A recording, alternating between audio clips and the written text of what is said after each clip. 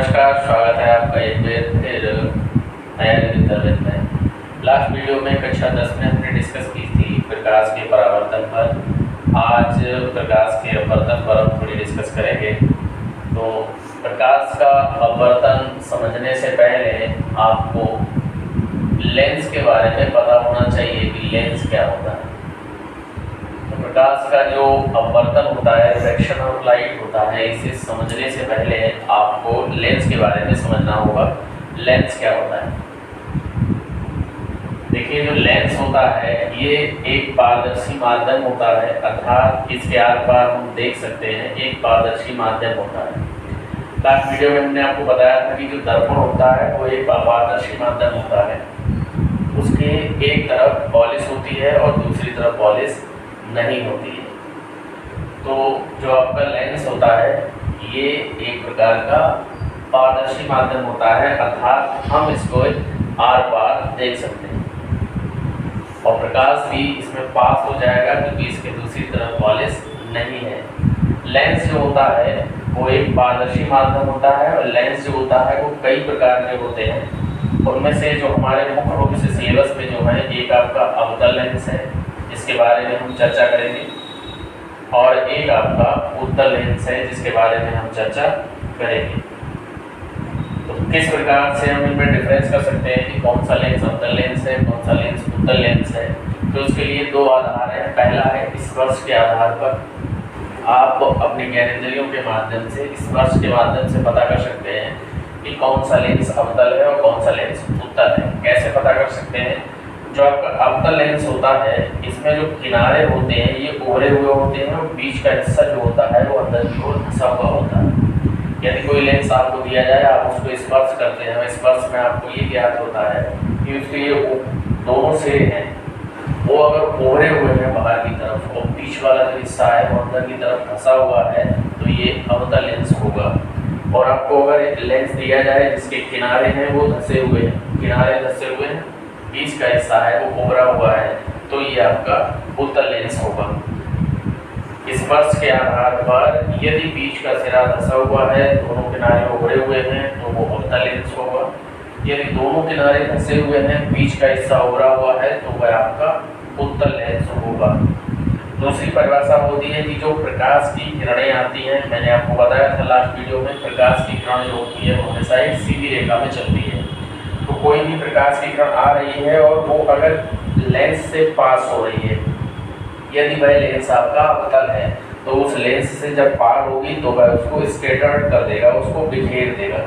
तो अगर ऐसा लेंस है जो प्रकाश की किरणों को बिखेरने की टेंडेंसी रखता है, बिखेरने की प्रवृत्ति रखता है या बिखेरता है, तो इस प्रकार के लेंस को हम अवतल लेंस कहते हैं।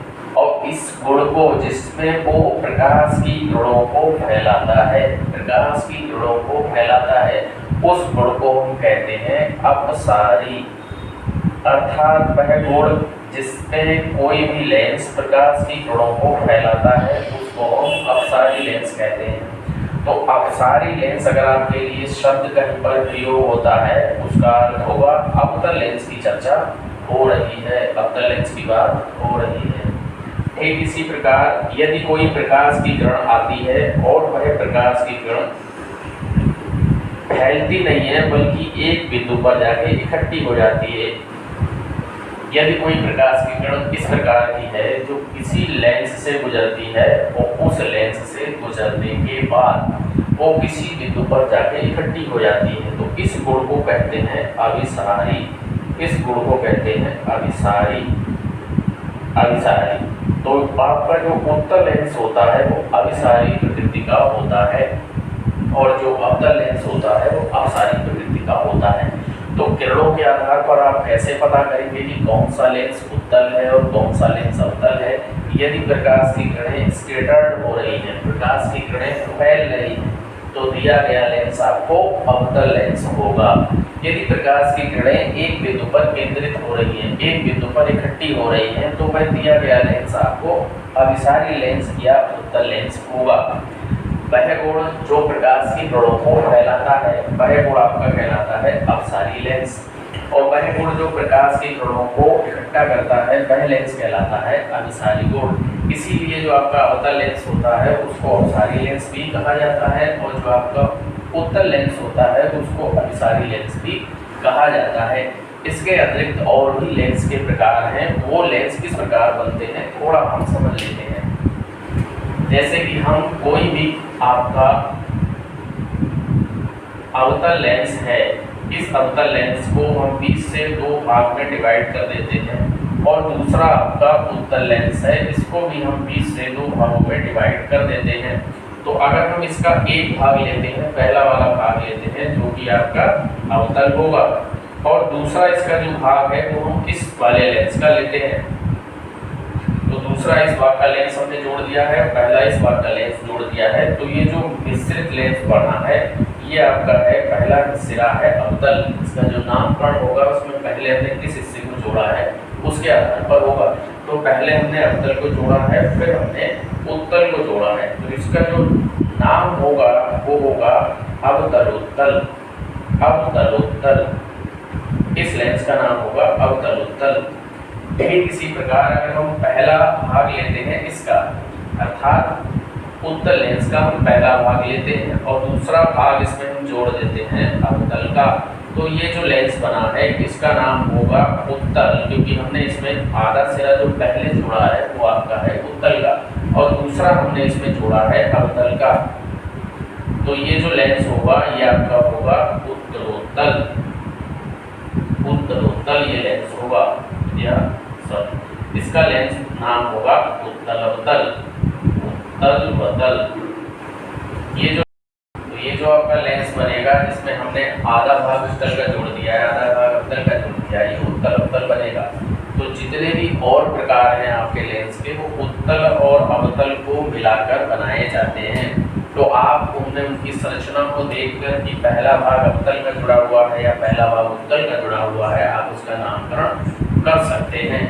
मुख्य रूप से हमें अवतल लेंस और उत्तल लेंस के बारे में पढ़ना है। तो अपवर्तन की जो घटना होती है, रिफ्रैक्शन की जो घटना होती है, वो आपके लेंस प्रदर्शित करते हैं। अंतिम वीडियो में हमने आपको बताया था कि जो आपके दर्पण होते हैं वो परावर्तन की घटना को व्यक्त करते हैं। तो परावर्तन की घटना व्यक्त करने के लिए आपको परावर्तन की घटना व्यक्त करने के लिए दर्पण के बारे में संपूर्ण जानकारी होनी चाहिए, और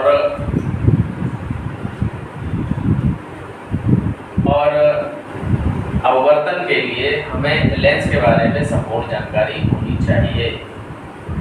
लेंस के बारे में हमें विश्वास है कि आपको पूर्ण जानकारी हो गई होगी। अब हम अपवर्तन की घटना को समझते हैं। तो अपवर्तन की घटना को समझने के लिए आपको एक ऐसे माध्यम की आवश्यकता पड़ेगी जो कैसा होना चाहिए, पारदर्शी होना चाहिए। परावर्तन में हमने आपको समझाया था कि ये जो माध्यम होना चाहिए ये अपारदर्शी माध्यम होना चाहिए। इसमें एक तरफ पृष्ठ चिकना होगा और दूसरी तरफ पृष्ठ कैसा होगा, पॉलिश की गई होगी, जिससे वो अपारदर्शी हो जाएगा। तो ये जो पृष्ठ है इसमें दूसरी तरफ किसी भी प्रकार की कोई पॉलिश नहीं है। तो ये जो आपका माध्यम है ये पारदर्शी माध्यम है। इस माध्यम पर अगर कोई प्रकाश की किरण आपतित होती है, कोई भी प्रकाश की किरण आपतित होती है, आपतित प्रकाश की किरण क्या होती है इसे समझने के लिए आपको पिछला वीडियो देखना चाहिए। कोई भी प्रकाश की किरण अगर किसी पारदर्शी और चिकनी सतह पर अगर आपतित होती है तो वह ये उसी माध्यम में वापस नहीं जाएगी, क्योंकि दूसरी तरफ पॉलिश नहीं है, तो ये दूसरे माध्यम में जाएगी। लेकिन ये दूसरे माध्यम में ये जाती है तो ये अपना रास्ता भटक जाती है, अर्थात ये जो प्रकाश की किरण आपतित हो रही है जब ये दूसरे माध्यम में जाती है तो ये अपने मार्ग से विचलित हो जाती है, अपने मार्ग से हट जाती है। अगर हम एक काल्पनिक रेखा खींचते हैं, इस काल्पनिक रेखा को हम अविलंब कहते हैं। तो बीच में हमने एक काल्पनिक रेखा खींची है, इसको हम अविलंब कहते हैं, और ये जो प्रकाश की किरण है इसको हम कहते हैं आपतित किरण। आपतित किरण कहते हैं। और ये जो दूसरी तरफ हमारी प्रकाश की किरण निकली है इसको कहते हैं अपवर्तित किरण। अपवर्तित किरण, इसे हम अपवर्तित किरण कहते हैं। हम ये बीच में अविलंब क्यों खींचते हैं, इसकी सहायता से हम कोण ज्ञात करते हैं। तो आपतित किरण अविलंब के साथ जो कोण बनाती है हमने आपको बताया था, इसको हम इंसिडेंट एंगल कहते हैं, इसको हम आपतन कोण कहते हैं। और ये जो दूसरी तरफ प्रकाश की किरण निकली है ये अविलंब के साथ जितना कोण बनाएगी उसको हम रिफ्लेक्टेड एंगल नहीं कहेंगे, यहाँ पर कहेंगे रिफ्लेक्शन एंगल। यहाँ पर हम कहेंगे रिफ्रैक्शन एंगल अर्थात अपवर्तन कोण, अपवर्तन कोण कहते हैं। तो इसकी जो डेफिनेशन बनेगी, इसकी जो परिभाषा बनेगी प्रकाश के विवर्तन की, वो ये बनेगी कि जब कोई पारदर्शी तथा चिकने माध्यम पर, माध्यम चिकना होना चाहिए, परावर्तन और अपवर्तन दोनों के लिए, अन्यथा की स्थिति में किसी भी प्रकार से ना तो अपवर्तन की घटना होगी और ना ही परावर्तन की घटना होगी। तो कोई भी पारदर्शी और चिकना माध्यम है, यदि उस पर कोई भी प्रकाश की किरण आपतित होती है अर्थात गिरती है, तो वह जब दूसरे माध्यम में जाती है तो दूसरे माध्यम में अपने मार्ग से विचलित हो जाती है। जब कोई प्रकाश की किरण किसी चिकने और पारदर्शी माध्यम पर पड़ती है तो वह दूसरी तरफ जब जाती है तो अपने मार्ग से विचलित हो जाती है। इस फिनोमेना को, इस घटना को प्रकाश का अपवर्तन कहते हैं। प्रकाश के अपवर्तन की घटना कौन दर्शाता है? प्रकाश के अपवर्तन की घटना लेंस दर्शाता है। लेंस कितने प्रकार के होते हैं? लेंस दो प्रकार के होते हैं, अवतल लेंस और उत्तल लेंस। अब ठीक जैसे दो नियम हैं, दो कंडीशन हैं, अब परावर्तन के लिए ठीक उसी प्रकार दो कंडीशन है अपवर्तन के लिए। तो जो दो कंडीशंस हैं उनको हम अपवर्तन के नियम कहते हैं। अब वो दो कंडीशन क्या है उनको समझते हैं। अगर ये दो कंडीशन फुलफिल नहीं होती हैं तो अपवर्तन की घटना नहीं होगी, ठीक उसी प्रकार जिस प्रकार परावर्तन की घटना नहीं होती है। तो जो कंडीशंस हैं उन कंडीशंस को हम उनके नियम कहते हैं। परावर्तन के लिए जो कंडीशंस हैं वो परावर्तन के नियम कहलाती हैं, अपवर्तन के लिए जो कंडीशन है वो अपवर्तन के नियम कहलाती हैं। तो क्या कंडीशंस हैं? कोई भी पृष्ठ है, इस पृष्ठ पर कोई भी प्रकाश की किरण है जो आपतित हो रही है, दूसरी तरफ ये जाती है तो ये मार्ग से विचलित होती है, ये फिनोमेना कहलाती है अपवर्तन। और बीच में हम जो लाइन खींचते हैं इस लाइन को कहते हैं अभिलंब। और ये जो एंगल है ये आई होता है, ये जो एंगल है ये आर होता है। तो जो पहला नियम होता है, पहला नियम दोनों के लिए समान होता है। अपवर्तन के लिए जो नियम है वही परावर्तन के लिए नियम है। क्या बदलाव होता है पहले नियम में कि जो आपतित किरण होती है और जो अपवर्तित किरण होती है, आपतित किरण जो होती है, अपवर्तित किरण होती है, और जो अभिलंब होता है ये एक ही तल में होते हैं, एक ही तल में होते हैं या ये एक ही बिंदु पर मिलते हुए दिखाई देते हैं। ये वह बिंदु है इस पर आपतित किरण, अपवर्तित किरण और अभिलंब तीनों मिलते हुए दिखाई देते हैं। तो पहला नियम ये होता है कि जो आपतित किरण है, अपवर्तित किरण है और जो अभिलंब है वो एक ही बिंदु पर मिलते हुए प्रतीत होते हैं। दूसरा नियम क्या है? दूसरा नियम समझने के लिए आपको समझना पड़ेगा ये जो वर्ड होता है जिसको हम पढ़ते हैं साइन, मैथ में इतना प्रयोग होता है, इसकी फुल फॉर्म होती है साइन, और इसको हिंदी में कहते हैं हम जिया। साइन जो होता है इसकी हिंदी होती है जिया। ठीक इसी प्रकार जो कॉस होता है इसकी फुल फॉर्म होती है कोसाइन, और इसको हम हिंदी में कहते हैं कोजिया। और तीसरा जो कोण होता है आप ट्रिगोनोमेट्री में पढ़ते हैं टेन, उसकी फुल फॉर्म होती है टेंजेंट, और इसको कहते हैं स्पर्शज्या, इसको कहते हैं स्पर्शज्या। साइन जो होता है इसको हिंदी में जिया कहा जाता है, कॉस जो होता है उसको कोजिया कहा जाता है, टेन होता है उसको स्पर्शज्या कहा जाता है। साइन की फुल फॉर्म इस प्रकार लिखी जाती है SINE, तो इसको हम जिया कहते हैं हिंदी में। तो इसका हम उपयोग करेंगे साइन का इसके दूसरा नियम लिखने के लिए। तो दूसरा नियम जो होता है ये साइन आपका हो गया, इतना प्रयोग किया जाता है किसी भी कोण में, ये साइन आपका हो गया, ठीक है। बीच में बटे की लाइन है जिसको अनुपात या निष्पत्ति कहते हैं। ऊपर आता है आपका इंसिडेंट एंगल अर्थात आपतन कोण, और नीचे आपका आता है अपवर्तन कोण, ठीक। तो इसको हम अगर हिंदी में लिखना चाहें साइन आई का क्या अर्थ होगा, साइन आर का क्या अर्थ होगा? साइन आई का अर्थ है आपका आपतन कोण की जिया, आपतन कोण की जिया, क्योंकि साइन को हिंदी में हम जिया कहते हैं। साइन जो आपका है इसको जिया कहते हैं, आई जो है ये आपतन कोण है, तो इसको पढ़ेंगे आपतन कोण की जिया, और इसको पढ़ेंगे अपवर्तन कोण की जिया।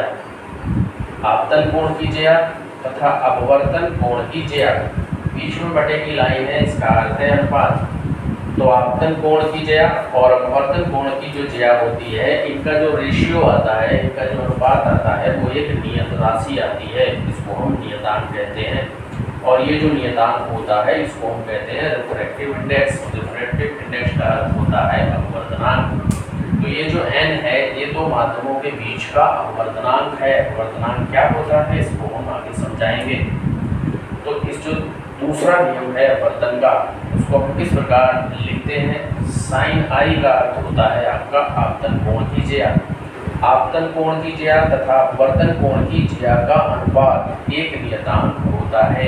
पर ये जो बताया है ये कहा है जिसने कि साइन आई बटे साइन आर, इसको हम कहते हैं स्नेल का नियम। क्योंकि ये जो स्टेटमेंट है ये स्नेल ने दिया था तो इसे हम स्नेल का नियम भी कहते हैं। बोर्ड की परीक्षा में यदि आपसे पूछा जाता है स्नेल का नियम क्या होता है अतिलोक उत्तरीय प्रश्न में, तो आप जो द्वितीय नियम है इसका अपवर्तन का जो द्वितीय नियम है जिसको साइन आई बटे साइन आर कहा जाता है, इसी को हम स्नेल का नियम भी कहते हैं।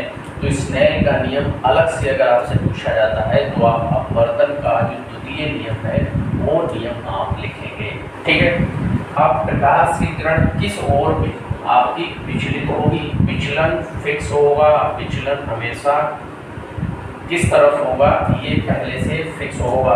तो आपका जो अभिलंब है या तो प्रकाश की किरण इससे दूर जाएगी या प्रकाश की किरण इसके पास में आएगी। दो कंडीशन ही पॉसिबल होती है अपवर्तन में कि जो दूसरी तरफ जब प्रकाश की किरण जाएगी तो ये प्रकाश की किरण या तो पास में आएगी किसके, अभिलंब के, या अभिलंब से दूर जाएगी। अब ये कब पास में आएगी और कब दूर जाएगी इसको समझने के लिए आपको माध्यम की जानकारी होनी चाहिए। तो अब हम समझते हैं कि माध्यम क्या होता है। माध्यम का अर्थ होता है कोई भी किसी प्रकार का माध्यम जिसमें प्रकाश की किरण संचरित हो रही है, प्रकाश की किरण जा रही है। ठीक है। ये माध्यम हो सकता है आपका वायु हो सकता है, ये माध्यम निर्वात हो सकता है, ये माध्यम आपका जल हो सकता है, ये माध्यम आपका कांच हो सकता है। तो कांच के अंदर अगर आपकी प्रकाश की किरण जा रही है तो उसका व्यवहार अलग होगा, और कोई भी प्रकाश की किरण वायु में संचरित हो रही है तो उसका व्यवहार अलग होगा। ठीक इसी प्रकार निर्वात में प्रकाश की किरण जा रही है तो उसका व्यवहार कुछ और होगा, और जल में जा रही है तो उसका व्यवहार कुछ और होगा। तो ये जो हमने शब्द लिखे हैं, वायु लिखा है, निर्वात लिखा है, जल लिखा है, कांच लिखा है, इनको हम माध्यम कहते हैं, मीडियम कहते हैं जिसमें प्रकाश की किरण संचरित होती है। अब ये जो मीडियम होते हैं ये दो टाइप के होते हैं। एक जो माध्यम होता है उसको हम सघन माध्यम कहते हैं, और एक जो माध्यम होता है उसको हम विरल माध्यम कहते हैं। इनको हम तुलना के आधार पर पता कर सकते हैं कि कौन सा माध्यम विरल है और कौन सा माध्यम सघन है। अब कैसे तुलना की जाएगी, यदि हम इनकी तुलना करें, कोई दो माध्यम इनमें से ले लें। एक मान लीजिए हमने माध्यम ले लिया है वायु, कि अगर हम पृथ्वी पर हैं तो पृथ्वी पर निर्वात नहीं होगा, क्रिएट करना पड़ेगा, बनाना पड़ेगा। तो एक माध्यम हमने वायु ले लिया, वायु पूरी पृथ्वी पर हर जगह उपस्थित है तो वायु क्या है, सर्वव्यापी माध्यम है पृथ्वी के लिए। ठीक है। और दूसरा माध्यम जल है। हम इसमें तुलना करेंगे केमिस्ट्री के ठोस, द्रव, गैस के आधार पर। इसमें हम देखेंगे ठोस कौन सा है, गैस कौन सा है और द्रव कौन सा है। तो इनके बीच में अगर हम तुलना करें तो जो वायु है वो एक प्रकार की गैस है, जानकारी है, पता है आपको, और ये क्या है, द्रव है। तो अगर आपको एक माध्यम दिया गया है कि एक माध्यम वायु है और एक माध्यम जल है, तो जो आपकी वायु होगी वो आपकी विरल माध्यम कहलाएगी और जो जल होगा वो सघन माध्यम कहलाएगा।